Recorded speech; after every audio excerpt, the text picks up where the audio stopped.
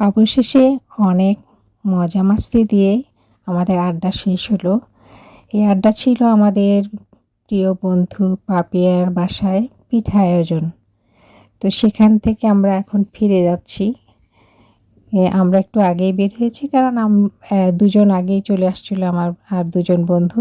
তো পরে তো আমি পিছিয়ে পড়ে যাব, যেহেতু আমরা একই এরিয়াতে। আমরা একটা অটো নিয়ে রওনা দিয়ে দিলাম আর কি।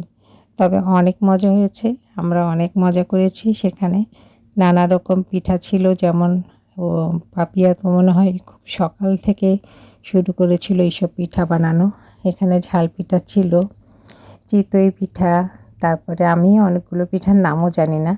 ঝাল পিঠা ছিল, পায়েস ছিল, মানে কোনো কিছুর কমতি ছিল না। তো আমি ভাবছি এই বেচারি সকাল থেকে কিভাবে কষ্ট করেছে, তারপরে সে সর্বক্ষণ আমাদের সাথে হাসি মুখে ছিল। তো আমার পিঠাগুলোর নাম জানা হয়নি আসলে। এখানে 2-3টা পিঠার নাম জানি, বাকিগুলোর নাম জানি না। যেমন মুখ পাকনটা আমার খুবই পছন্দের একটা পিঠা, এটা কুমিল্লা মনে হয় খুবই প্রসিদ্ধ। আর হচ্ছে আরেকটা পিঠা, অবশ্য এটা সম্ভবও ছিল না মনে হয়, কারণ হচ্ছে এত পিঠার মধ্যে ভাপা পিঠাটা তো আসলে তখনই গরম গরম খেতে ভালো লাগে। এটা না করে একরকম ভালোই হয়েছে। তো আমরা এই যে পিঠা খাচ্ছি আর অনেক মজা করছি। এই যে ইনি হচ্ছে অন্যতম হোস্ট, আমাদের পাপিয়ার হাজব্যান্ড। সে সবাইকে খুব আন্তরিকতার সাথে তদারকি করছিল যে সবাই ঠিকঠাক মতো খাচ্ছে কিনা।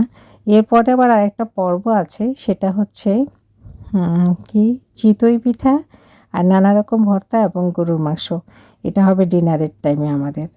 এখন আমরা এগুলো খাচ্ছি, আর এদিকে আমাদের বন্ধু দিদার হচ্ছে খুব সুন্দর সুন্দর গান গেয়ে আমাদের উৎফুল্ল করে তুলছে। আমরা খুব মনোযোগ দিয়ে তার গান শুনছি, কারণ সে খুব ভালো গায় এবং এত সুন্দর সুন্দর প্রিয় প্রিয় গানগুলো করছিল যে আমরা সব একদম গানে ভেসে যাচ্ছিলাম।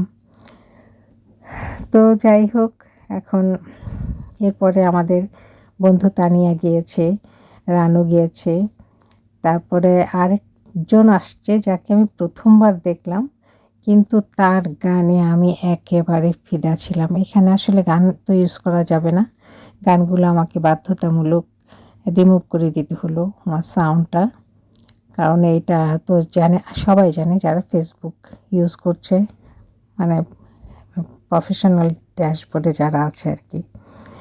তো সবাইকে খুব সুন্দর লাগছিল, দেখতে পেয়েছেন তানিয়াকে সুন্দর লাগছিল। তবে আমাদের আরেক বন্ধু রানু, সে সে একদম পরিপূর্ণভাবে পিঠা উৎসবে সেজে আসতে পেরেছে।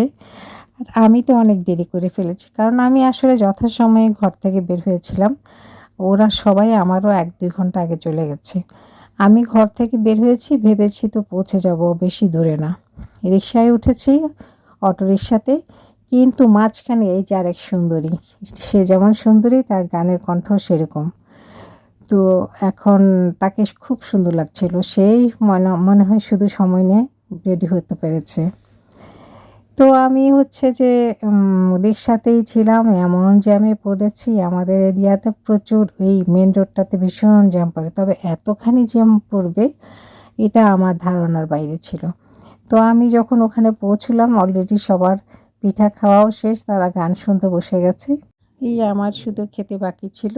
তো আমিও, ওরা অবশ্য সবাই যখন তখন ইচ্ছে মতো খাচ্ছে, নিজেদের মতো গল্পগুজব করছে। অনেক দিন পরে আসলে অনেকের সাথে দেখা, বড় কোনো প্রোগ্রাম ছাড়া মাঝখানে দেখা হয় না। আমাদের লাস্ট প্রোগ্রাম ছিল গত 1 মাস আগে। সবাই স্বতঃস্ফূর্তভাবে যে একসাথে হতে পারি, এটাই একটা আনন্দের বিষয়। আর পাপিয়ার আন্তরিকতা আমাদের আসলে সবাইকে মুগ্ধ করেছে।